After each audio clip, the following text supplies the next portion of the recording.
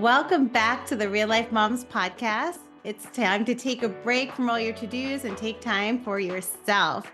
I'm Lisa Foster, your host, and we are turning inwards to uncover why we show up as the moms we are. And here to guide us today is fellow mom Amanda Curry. She is a trauma-informed doctor of physical therapy. She is a breathwork facilitator, an inner child and reparenting coach, and she has a passion for helping parents learn how to be with their own emotions so they can be present for their kids. Welcome to the show, Amanda. It's so great to have you here. Yeah, it's so good to be here. Every time I see, we found each other on Podmatch, shout out to Podmatch. And every time that there would be someone in the queue that was supporting, speaking to, moms, I was just like, yep, please. Yep, would love to. And I tell so many people that we are the silent epidemic, is the moms that are overworked, overfilled, overwhelmed. And so any and all opportunities to support. And I loved your comment actually when you reached out to me, because you're like, oh, I love your podcast. And it was just like, and we had so much in common. You're a physical therapist. I'm a physical therapist, but we really both kind of transformed our practices to do other things with it. So that really resonated with me. But I'd love to hear your story about that. What really inspired you to go from being a more traditional physical therapist to doing more of this coaching work and inner child work?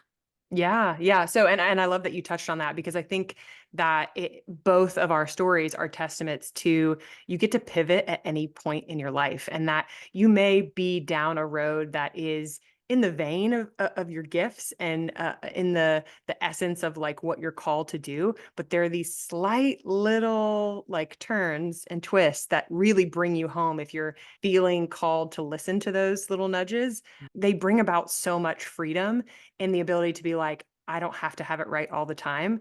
And I get to kind of blossom and evolve into who I was made to be and who I was made to serve. And so really, I was one of those people that I felt very gifted and in the form of just service. So like, even as a high schooler, like I felt like, honestly, I was really glad that I was one of those people that knew, okay, I want to do something in the medical field.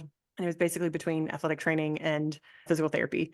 And yeah, it was something to where I was in a sense playing out what I thought that I should do in the form of going to a 4-year school, going and getting my doctorate, getting the nice house, getting married early, like, the Southern dream. And it wasn't until I really became a mom that I was faced with all of these things that I had been running from.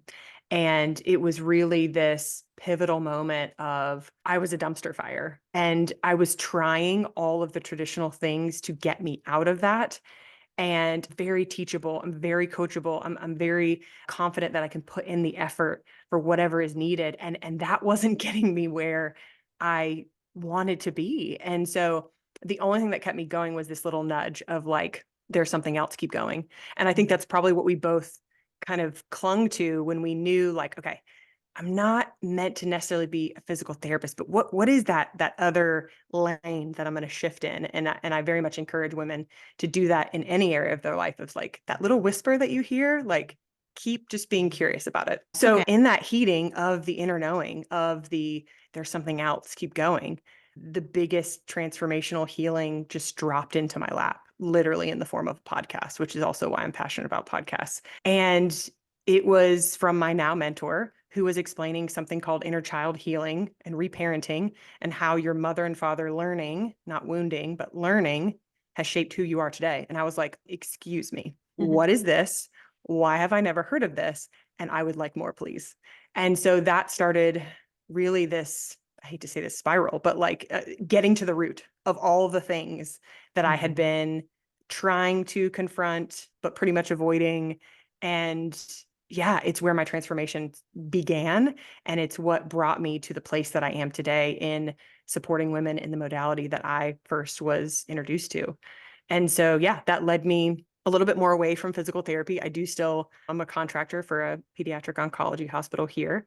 But yeah, my heart called to those people that really needed me. And that was moms that were like me, that were lost and that were overwhelmed. And so, yeah, that's where I basically started, and how I have become the person and the facilitator that I am today. Well, I love it. And it does resonate with me a lot too, because that little whisper, or for me, I didn't even know the whisper. It was kind of like I fell into it. Someone was doing a technique and I was like, oh, it was a non-believer in it. I was like, what are they doing? And then I just decided to try it.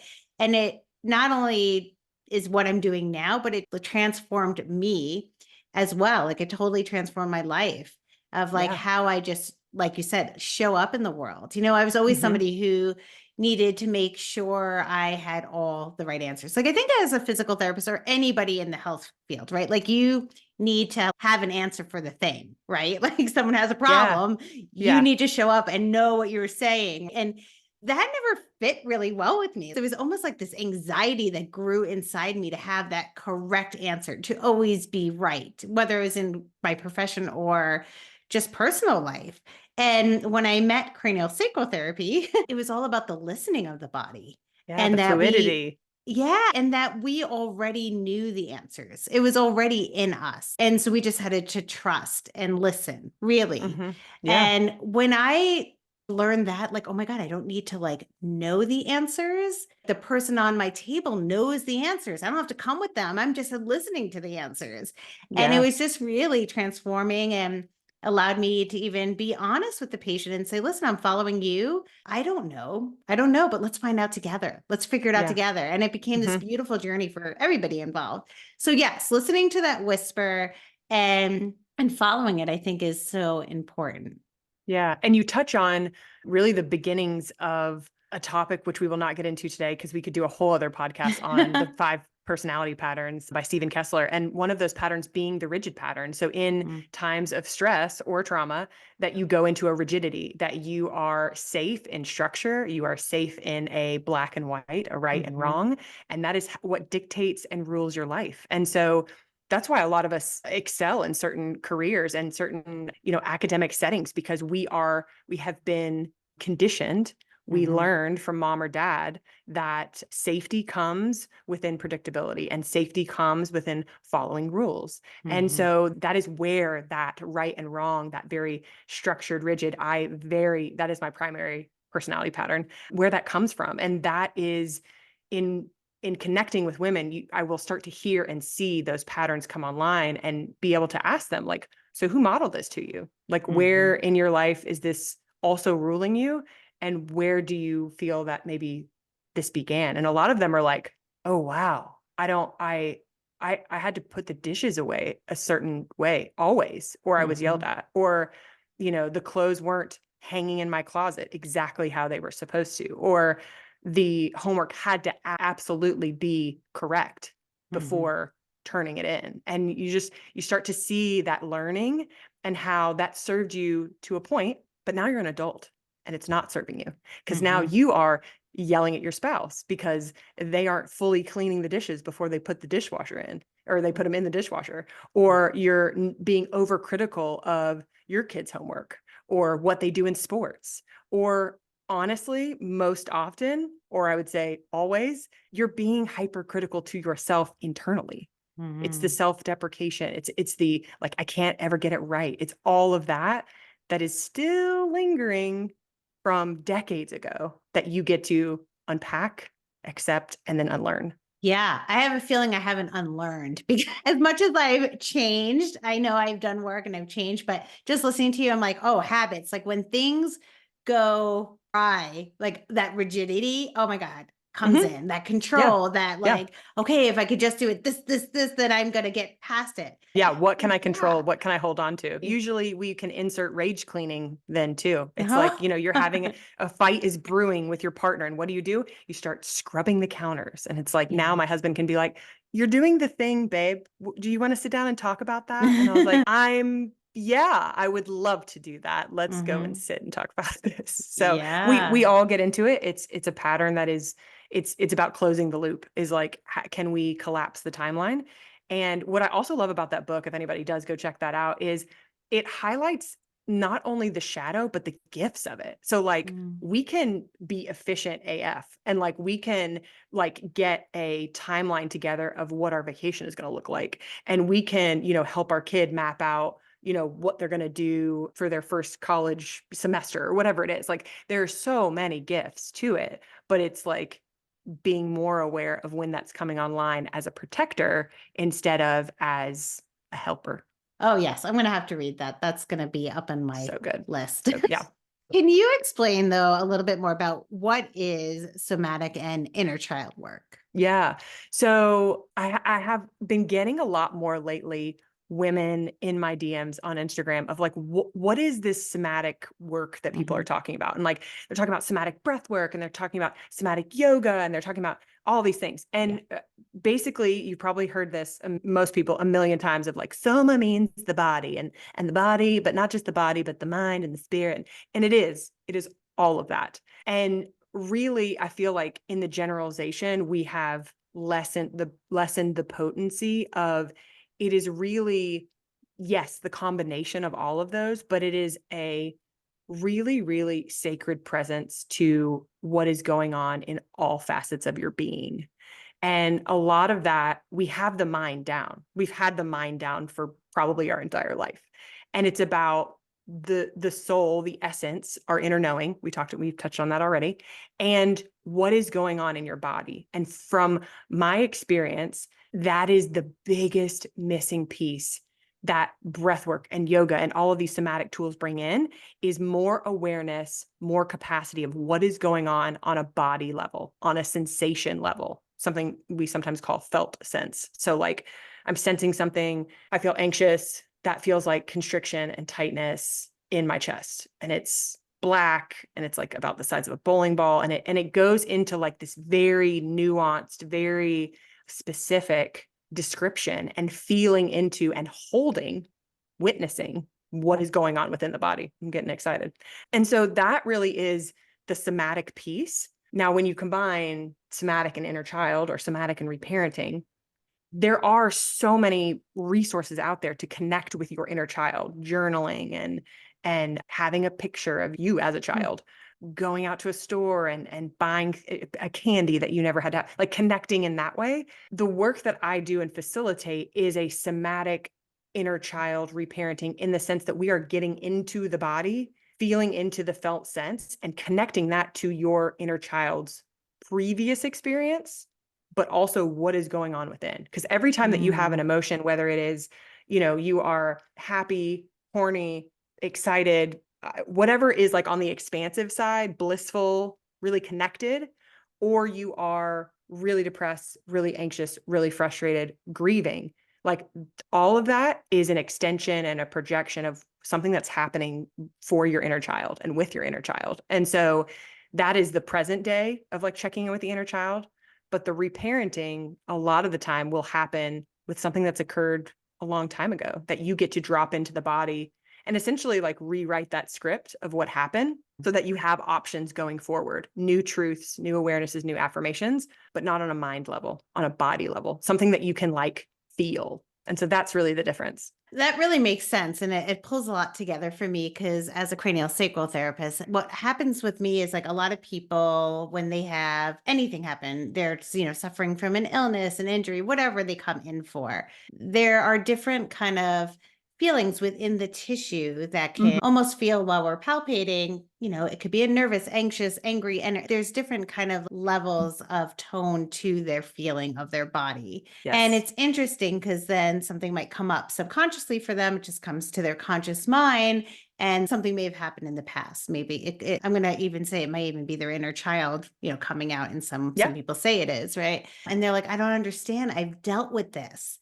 I've gone to therapy, I've talked through and did all this stuff. And I said, well, it's still in your tissue. We haven't released it in the tissue. So yeah, you did all that work and that's great. But now let's also release it from here. So I love that you add that piece because that sounds like what you're doing as well, right? When you are going through this coaching, you're not just doing it through this mental piece and conscious piece, you're doing it through the body itself. 100%. And you can tell the difference. I have clients that I know when they have been able to progress through all the 5 stages of healing, because you could not convince them otherwise that it is safe to share their emotions with others when they have cleared that from their body. I mean, Mhm. I have had clients like stand up and like scream it from like their second story apartment. Like you can't not feel that exchange of energy and that clearing of the old. And that's when you know that there has been more of that like cellular change where that neuroplasticity is like actually being rerouted and completed. And it's just it's a powerful thing to watch because exactly what you said before, it is them doing it. Yeah. We are just the facilitators, we are just the space holders. And Mhm. when they are able to like in their autonomy find their way in that, it is yeah, it's Yeah, incredible to watch. it's powerful Yes. because I also find that they feel it was like the thing they needed, right? They feel so much better. Whatever Mhm. the symptom was, it's like not about the headache or the, it's not about that. It's Mhm. like those deeper things are really just holding them back from just feeling better, even just Yeah. physically. Yep, absolutely. So how do people even recognize they need this work? I don't know if I would look up inner child, Yeah. reparenting. Like, how do Mhm. you know you need it? It's like, That's what are a you looking really, for? really great question because I would say a majority of people don't necessarily come and say, I need inner child work. It's, I have tried all of these things Yeah. and I can't quit yelling at my children every morning. Yeah. Or I feel really unsafe connecting with my partner, whom I know that I love and is a safe individual, but I can't like slow my mind down enough to be intimate with them. Really, not sadly, but like surprisingly, because I think we always in our mind are like, we're the only ones that struggle with this. A lot of women want to connect more vulnerably and intimately on an energetic level with their kids, and they feel a block. And so they know intuitively, like that inner knowing, like there's something there, like I should be able to do this. And so for the large majority of women, I find there is two things. They either are having a huge difficulty identifying, like you said before, or feeling their emotions, allowing them to feel emotion and sensation. Or if they are really good feelers, which if you get the book, you'll be able to tell who are the over feelers or the feelers that they're just feeling is not their block. It is the judgment associated with their block or with Mm. their feeling is that this is wrong. I am wrong. This is shameful. I shouldn't feel this way. And so those are really the first starting steps that we work to address is really just like, are you feeling anything? What are you feeling? How can we cultivate more safety in your system to allow your body to let you feel? And then those that are like open floodgates, like, can we bring more loving awareness, more witnessing, more acceptance to that space? Once again, I go back to it's such powerful work. Now, you have so many tools. I know you talk a little bit about breath work as one of them. So, what are these tools that can kind of help just with the processing of this work? Yeah, yeah. Breathwork being the main one that I utilize and support clients with. It was so transformational for me on my journey because I was one that felt a lot of things. I was very good at stuffing a lot of things, but I had a lot to let up. And so for me, because I was so cognitively locked in, the only way that I could drop into my body and let things start coming out and flowing and emoting, moving is through breath work because the parts of your brain, which I will not nerd out on you tonight, but like the parts of your brain that are lit up and accessed are ones that are the key to letting that out, to letting the grief out that you didn't get what you needed when you were 5 or 6 or a teenager. They allow you to let up and out when someone left you and abandoned you. They get to even let out when you were raped or when you were abused or when you like whatever it is. The breath work is something that allows you to access what your mind is saying. No, no, no, no, no, we can't go there. Mm. And so that is the biggest component for, again, what we talked about earlier, bringing up the feeling and being able to hold it without judgment. Because I truly believe that the emotions and the energy that come up from your system, it's uncovering things so that you can access your essence. And so with any trauma informed or trauma trained practitioner, you are going to be held in a safe space to where when you get to that other side that you actually feel the expansiveness and the openness, and it doesn't just become this cathartic loop that is just serving someone else's ego. And so I put that little caveat in there because a lot of people are seeing a lot of breathwork practitioners and breathwork videos and all the sexy breath of people like coming off tables and all sorts of crazy stuff. And I facilitate breathwork once a month. And I have people that literally, I'm like, are they even breathing? What is going on? And they get up and they're like, that was one of the most incredible experiences of my life. And I know that they have so much more to go in that. But if that got them even 10% closer to their heart space and to feeling and sensing more emotion and sensation in their body, awesome. So that's a really big component. And it can be breath work that's more active that helps to elicit some of those emotions. It can also be like a down regulatory breath where we are in fight or flight, we are in overwhelm, and we need to come back to homeostasis. Like we need to come back to this really safe, grounded energy. And so, yes, there's other tools, vocalizations, movements, all of that. But really my particular expertise and passion is in breath work for sure. So, is there any favorite technique that you'd want to share today? And So I know everybody's different, so we're going to put that out there. It's totally, not 100%. one and Yes. done. Yes. And find what works for you. For a lot of Mhm. people, the upregulatory active breath is too much for their system. And I very much would caution people on doing some of those more active breath journeys alone. Find someone that you, again, this is coming up through this whole conversation of like trusting your inner knowing, of trust the energy of the practitioner that you, whether you're doing it virtually or in person, try some things out and just notice, like, do you feel held by this person? Does it feel like a safe space? Do you feel like that you're fully supported? Like all of those things. So to go back and answer your question though, I was introduced to breathwork at a particular retreat that I went to early on in my journey. And at that retreat, we did a bunch of different, we did like Wim Hof, we did breath of fire, we did down regulatory breath, we did ocean, we did all of it. And so in that moment, I didn't have like a particular, this is my jam. I just experienced all of it. It was great. It was really expansive. And I came home. And again, this is the trusting of the inner knowing and asking for what you need and whatever higher power you believe in, trusting that that is going to be brought to you in that request. I got home and we live in Memphis, Tennessee. And I was like, there is no breath work around here. Like, how am I going to keep this up? So weird. Like, I just kind of like started to get into this defeatist mindset. And I will be damned if the movement gym that I was going to was not going to a breathwork class literally 2 weeks later. So I went to this class.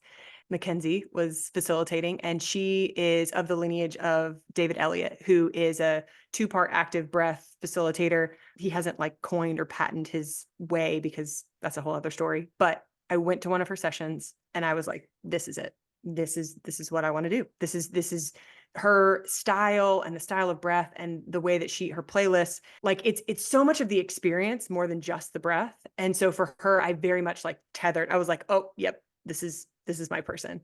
And so what I have done is taken a flavor of David Elliott's style and added some of my own components to it based on values that I have and things that I feel like are supportive to the clients that are present for me. But the majority of the breath that I do and that really, really resonates with my system is that 2-part active breath. And essentially it's 2-part inhale. So you're inhaling through your belly, in through your chest, and then you're just a passive exhale, let it go. And you're doing that. And you're doing it at whatever pace is good for you. But that is the type of breath that you're doing. And yeah, I can talk forever about just what those 3 components of breath have done to my life. But yeah, you're right. There is no like gold standard of breath. I did a somatic breathwork journey on another retreat that I was just at in the last 4 months. And that was oh gosh, I'm going to get it messed up. They're from Austin and it's somatic IQ.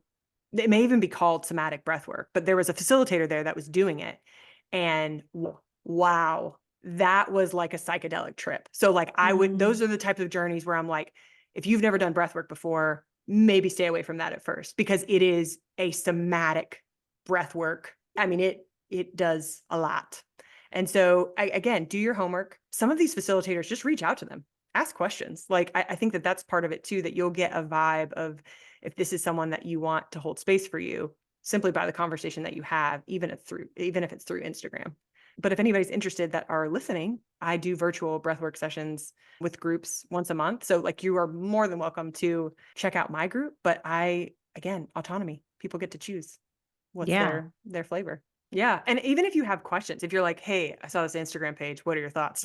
I've had people reach out to me about that. Like, hey, they're like mutual friends or high school friends or college friends. And they'll be like, hey, this is going to be in my area. And I know you do breath work. Like, what do you think? And I mean, I will give you my honest opinion or things that I would have you ask the facilitators of that event. Because sometimes, it's like going to a car shop. Like, I don't really know what to ask. And I don't know if they're saying what's really true or not. So, I'm totally down to support in that way as well. Amazing. So I know that you really obviously practice what you preach. So it's not like you're just teaching this work, helping others. You have done the work yourself. How do you feel that's kind of impacted your life just as a human and as a parent? Yeah. So I think that the biggest times that I see kind of I feel like I'm always watching myself backwards. So it's not necessarily like when I go upstairs and do breath work and come back down that I'm like, oh, doing such a good job. Like, oh, this is, like good for me. It's when I see my 6-year-old daughter asked to go to her room to scream into a pillow and then come back out. Or it's when I watch my 9-year-old apologize to me later for being difficult. Or like we had a family meeting for the first time, again, 6 and 9-year-old. So it's like, is this too early? We don't know. And we literally sat there and had a conversation as if we were adults. And for someone that grew up not having that, those are the moments when Mhm. you're like, we're shifting. Like the tides are changing. Like we have moved tracks and we are now on a completely different set of tracks. And I think that that's the biggest thing, keeps me leaning into the work. But just to completely be transparent, I think one of the biggest things is in this work, you become radically honest with yourself and others. And so there are times, there are seasons when I get to give myself radical honesty of you are giving to everyone else and not to yourself. And you have this inner pull that you haven't spent enough time leaning into that sensation that came up during that session or when your partner said whatever they said. Mm. And so I think that's the other gift too, is that it's this inner accountability that is undeniable when you have created this solid sense of self. Is like what you know and there's no unknowing, unseeing, unhearing. What you Mhm. know is alignment and is the way that you want to show up in the world. And so, yeah, it's such a wild ride. It's such a wild ride. Like every twist and turn, and it's worth it. Like 100% full stop. And it's so beautiful that your children are seeing it and implementing it themselves without being necessarily taught, just because you're modeling it, really. Modeling, absolutely. Yeah. Yeah. Yeah, that's a lot of questions that I get of like, "Well, I don't know what I'm supposed to do about them being, anxious at school, or I don't know what I'm supposed to do because they won't speak up in class." And I'm like, "Well, have you modeled it to them?" And they're like, "What do you mean?" And I'm like, "Well, have you shown them what it's like to like stand up for yourself and to like be radically honest with another in a really like gentle and present and transparent way? Or like, Mhm. have they seen you cry lately?" And said, "Hey, I'm having a hard day. I just want to let you guys know." No? Okay. Well, let's try that first, Because that's another big thing that I share with moms is that you can say all the right things to your children and they can feel the conflict when there's a difference. You can say like, "Oh, Mm, you can do anything. Go out for that cheerleading yeah. squad. Like you've got this." And they can feel when you're like, "Please don't mess up. Like what if she's not Yeah. good enough?" They can feel it. And so Mhm. your responsibility is to own the work in having those messages align, both the Mhm. energy and the words. And I love that, but, like, we fall off, right? Like, I heard you also saying, when I catch myself, like, the beauty of, like, knowing all this stuff is knowing when I'm also falling off. So Yeah, we fall off our this stuff all the time. 100%. What do you do to get back on? When you catch yourself and you're not in that alignment, what's your go-to to, like, say, "Let me rein this back in?"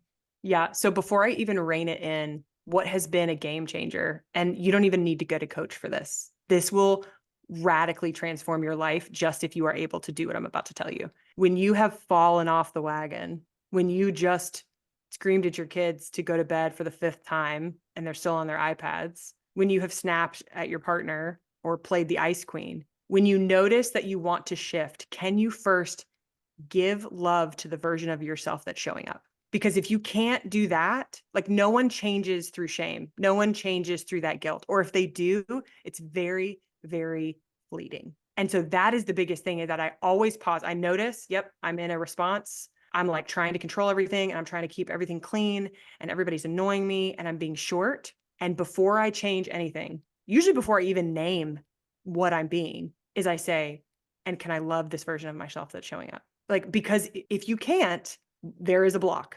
And that is you denying really the inner child within you that is responding to a stress, that is responding to not being heard, to not being seen, to not feeling supported. And so, like, identifying them in the situation first and saying, I see you. I love you in this mess. Let's course correct now. That's beautiful. I love that. I love that such a simple question, right? Can I love myself And in this version right now? yes, yes. And honestly, I don't know that I was present to that until probably the last couple years of like, what is making this easier? Do you know what I mean? Like what is it about that? And it's the I can love myself in every version of Mm, me. Even the women that like come to my DMs and I'm like, I'm tired of this. I'm terrible. It's like the first things again that we do is like, can you love yourself in that version? And a lot of women, a lot of people have never been loved in their mess. yeah. And so that is very potent for them as well. Yeah. Or you don't know that you can be loved in your mess even. Yeah. And that is usually lets walls crumble for Mm, sure, because yeah. you're like, oh my God, like this is possible. And this feels so destabilizing, yet so Mhm. good to my heart because it's what I've Yeah. always wanted. Yeah. That's beautiful. I love your work. It's beautiful. So where can the listeners find you? I am most active, like I've talked about, on Instagram. Mhm. I am the somatic DPT. So our credentials are DPT. You know that, Mhm. but your listeners may not. And so, yeah, DMs through there, and all of the information that you could possibly want to find is there. There's a link there for my link tree. Again, I usually will connect with people there, and that is the best way. But any form of communication that you find on there or my Facebook or anywhere else, I probably have my cell phone out there on Facebook. You never know. We're wild, wild west in this thing. So email, like if there's a will, there's a way. But the most direct link is through Instagram. Great. And is there anything you want moms to kind of really take away from this podcast and start just doing today? Yeah, this has kind of been my anthem, is that you get to have it all. That we have been sold this notion that we can't as women. Everybody else can, we can't. Mm, And that I was thinking about this on my run the other day, is having it all isn't maybe in the way that you imagined it, but it's having a little bit of everything that you need in that moment. That of which is first and foremost to have more contentment, more peace, more acceptance of who you are and how you're showing up. And that even in the chaos, like even in the trenches, like 0 to 7, you have kids, you're listening to this, or you're almost an empty nester and your kids are moving out, like you get to reparent yourself at any stage of the game. And that in and of itself is going to give you more connection, more pleasure, more passion, more contentment. And I just, people I've heard say to me, like, that is a pie in the sky. Like, you are selling people empty promises. And I call bullshit on that, because I feel like that I now have it all. It's not that things are perfect. It's not that I'm sitting here in a McMansion, but I have everything that I've ever wanted. And I know that the things that come that I may want that are new are possible for me, because I get to tend to myself first to create that. So that's really the biggest thing that I want to share with women, moms, anybody listening here. yeah, I think that's my new mantra. You can have it all. And you're Yeah. right. You can have it all. You'll have to define that for yourself. Like what I want all is not what you want all. So, yeah, so I can have it all. Yeah. I get to have it all. Well, thank you so much for just sharing your expertise, your insights. It's definitely making me think differently. And I'm super motivated to kind of dig a little deeper into my own system. Yeah. And thank you for having me. Thank you for hosting this. Like I just, again, like the permission to just say, I'm going to do this. I'm going to put a podcast out there. I'm going to support moms. I really am thankful for all of the women that I've been connecting with through podcasts, because your yes is something that is and probably has been and will continue to be really impactful for someone out there. And you just don't really know that when you're signing up for this. You're just like, I feel called and I'm heeding the yes. I'm saying yes and I'm putting action to that. So thank you. Thank you for joining us for this episode. Please check out all the links in the show notes to all of the resources that Amanda talked about in this episode. And until next week, keep carving out time for you, because when you take care of yourself, you show up better for your children, yourself, and the world.